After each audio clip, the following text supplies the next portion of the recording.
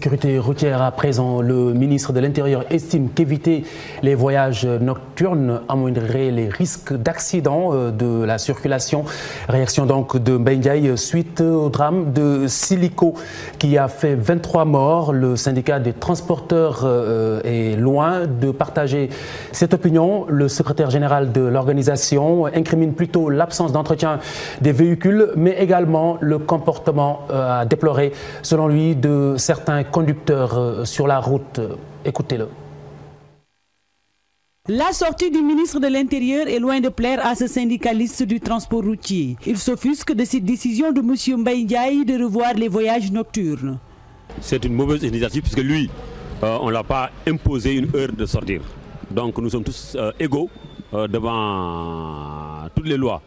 Bon, j'aimerais bien qu'il fasse en tant que représentant de l'État, de pouvoir parler avec les acteurs, de trouver une solution pour pouvoir mettre fin à ces armes. Mais quand on a fait une déclaration, ils disent que les camions, le transport de personnes et le transport de marchandises, à partir de telle heure ou telle heure, ils ne vont pas circuler. Nous disons non, nous sommes égaux devant eux. Puisque pourquoi les particuliers sortent? Pourquoi les particuliers sortent? C'est des conducteurs. Donc on doit réviser alors le code de la route.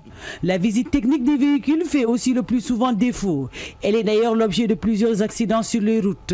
Pourtant, Gora Khouma rejette la faute aux propriétaires des véhicules qui ne veulent pas apporter une quelconque dépense à leur voiture. Je condamne les conducteurs qui sont indisciplinés. Je condamne aussi ceux qui utilisent la drogue.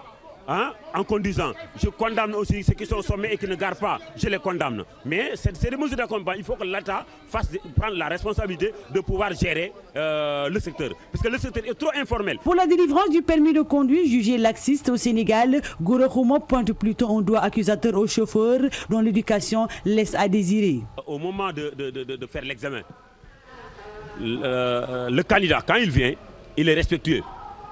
Il respecte son moniteur et il s'habille bien. En tout cas, on ne lui reproche de rien. Mais il suffit de prendre son permis et de le mettre dans sa poche. C'est à partir de ce moment que le comportement se change. Au Sénégal, la route fait des ravages. La dernière en date est l'accident de Kaffrine de ce mardi. De toutes les façons, une grande mobilisation s'impose.